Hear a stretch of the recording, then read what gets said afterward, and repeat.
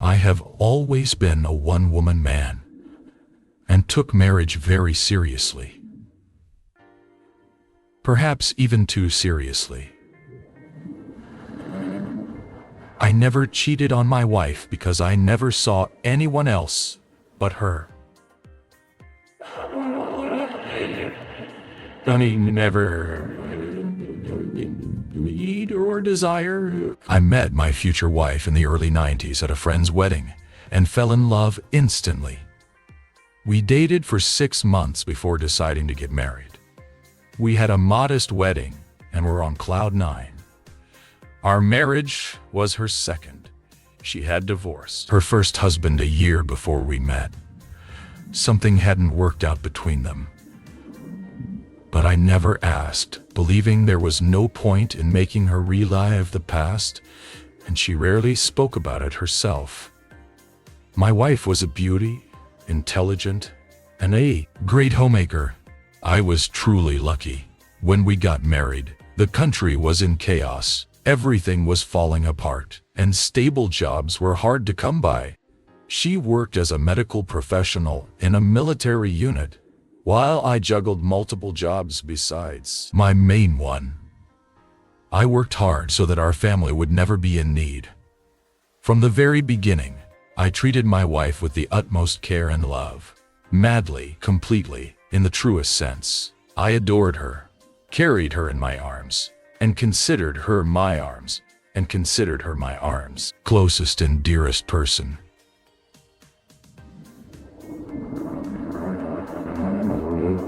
Two years into our marriage, we still hadn't been able to conceive a child. She was deeply hurt by this and feared I would leave her because of her infertility. She was diagnosed with tubal obstruction, which was a devastating blow for her, but I reassured her. I told her that medicine had advanced and we would find a way. She believed me. She smiled. And for her smile, I was ready to give everything, just to see her happy. At that time, I worked even harder. We needed money for countless medical consultations, treatments, and surgeries. We visited different clinics, sought out specialists, and even turned to folk healers. Each time, I believed that this time, she would become pregnant. And then we would truly start living. But, despite all our efforts,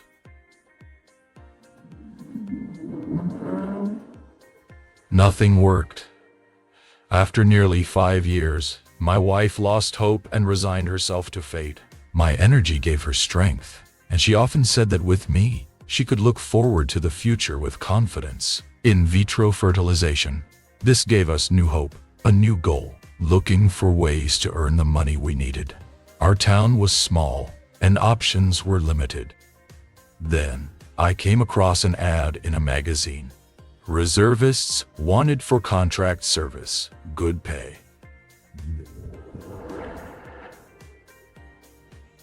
They were recruiting specialists for certain jobs in specific locations, and the pay was excellent. I had served in the Navy and was in good health.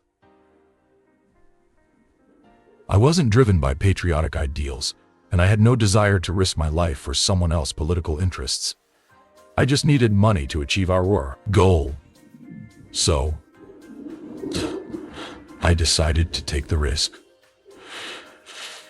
My wife cried and begged me not to go. She was terrified that something might happen to me and said that if it did, the money wouldn't matter. I explained that, unfortunately, we weren't born into wealthy families, and no one would give us anything for free. We had to fight for it ourselves. I reassured her that everything would be fine, that this money was for something good. I traveled far and was away from home for a long time. But I traveled far and was away from home for I returned with what we needed. I was lucky. I didn't lose my life, nor did I carry any sins on my soul. Then, my wife and I went to the institute, had the procedure, And finally, the miracle we had fought for so long happened. She became pregnant. I was overjoyed, cherishing her every moment. Soon, our daughter was born. We were insanely happy. I felt like I was flying. I worked, helped around the house, and took care of my wife and child. It was a joy, not a burden. My wife often called me a perpetual motion machine, and she was right. I wanted to surround her and our daughter with love and care. I dressed my wife in the finest clothes, bought her a car, apartment. Every year, we traveled to the sea. I planned outings to nature, skiing trips, movie nights. Anything to keep my girls from ever feeling bored.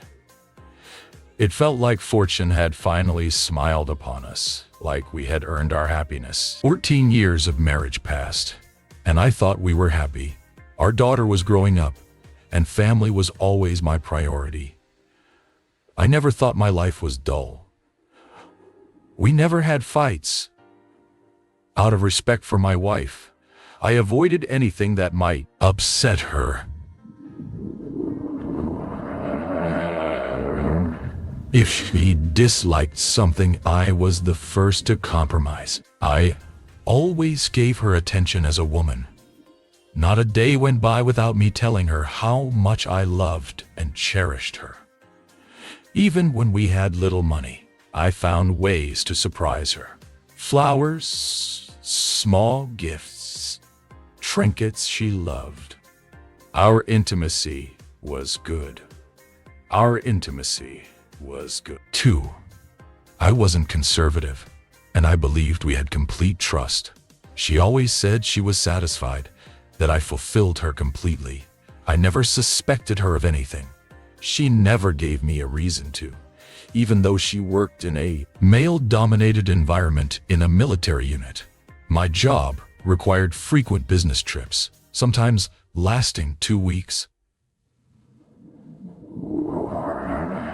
I always eagerly awaited my return. And then, everything turned into a scene from a bad movie.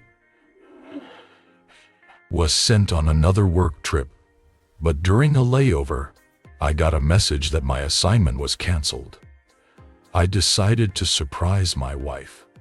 I flew back home, bought roses and champagne, and went straight to our apartment. I expected her to be at work and our daughter at school. But when I arrived, the door was locked from the inside. I knocked, rang the bell, pounded on the door. I started to panic, thinking something was wrong. Finally, I heard my wife's voice from inside, asking who was there. I told her it was me, that my trip was canceled. At first, I thought she had been sleeping or was unwell. But when she opened the door, I didn't recognize her. She looked at me like I was. Then I saw him, a military officer, sitting in our living room. My wife was in a robe, nothing underneath. And suddenly I understood everything, she said calmly. You're bleeding. I looked down and realized I had crushed my hand. My legs trembled so badly that I collapsed onto the floor. I felt like I was suffocating. My mind was spinning, refusing to believe what my eyes saw. Confessed everything, every affair she had over the years. It wasn't just this one man. There were others, her ex-husband, a colleague in another city, a military doctor in our town. Again and again, she had betrayed me. I asked her, why didn't she had betrayed me? You do this to me. She sobbed uncontrollably and said she couldn't explain. She swore that if I forgave her, she would be faithful until death. For days, I couldn't eat or sleep. I functioned on autopilot. She begged for forgiveness. I didn't respond. Months passed. I tried to move forward, but something inside me had died.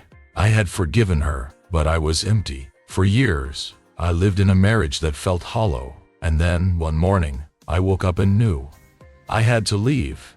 That evening, I had to leave. That evening. Told her. She cried, but admitted she had been waiting for this day. We divorced.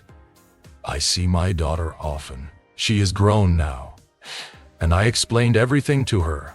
But my wife and I, we are nothing to each other anymore. What doesn't kill you immediately cripples you for life. After the divorce, life became strangely quiet. For the first time in over 2 decades, I was alone. But instead of sadness, I felt something else. Relief. It was like a weight had been lifted off my shoulders. For years, I had carried the burden of betrayal, the pain of broken trust, and the effort of pretending that everything was normal. Now, finally, I didn't have to pretend anymore. I moved into a small apartment. It wasn't a small apartment, spacious or as comfortable as our former home, but it was mine. There was no one to betray me here. About to start now. But I did think a lot. At first, I thought about my ex-wife constantly, not in a longing way, but in an analytical one. I kept replaying the years of our marriage in my mind, searching for clues, signs. Had I been blind, or was it simply inevitable? Maybe some people are just wired to betray, and no amount of love or devotion can change that. Then, slowly, I stopped thinking about her altogether. My daughter, thankfully, took everything with grace. She was old enough to understand. And, though she was sad at first, she respected my decision. We saw each other often, and if anything, our relationship grew stronger. She was the one constant in my life, the one person I still felt connected to, and for that, I was grateful. Women tried to come into my life. Friends introduced me to acquaintances. Colleagues hinted at setting me up, but I wasn't interested. The idea of being in another relationship, of trusting someone again, felt impossible. I wasn't bitter, just bitter. I wasn't bitter, just tired. Love had drained me completely, and I had no desire to go through it all again. Years passed. My ex-wife and I rarely spoke. There was no need. Unknown number. I hesitated before answering. Hello? A familiar voice. Hesitant? Unsure? It's me, she said. Can we talk? I nearly hung up. But something made me stay on the line. What is there to talk about? I asked. There was a long pause. Then, finally, she spoke. I just wanted to say, I'm sorry. I laughed. Not out of amusement, but out of sheer disbelief. You're sorry, I repeated. I know it doesn't change anything. I know I hurt you in ways that can never be undone. But I need you to know that I regret it. All of it. I didn't know what to say. For years, I had imagined this moment coming back, admitting she was wrong. But now that it was happening, it felt empty. I forgave you a long time ago. I finally said, just wanted to hear your voice. Another silence. Then, before she could say anything else, I ended the call. I stared at the phone for a long time. Then, finally, I put it down and walked to the window. The city lights flickered in the distance. Life continued, as it always had. I wasn't angry. I wasn't sad. I was simply free. And for the first time in years, that was enough.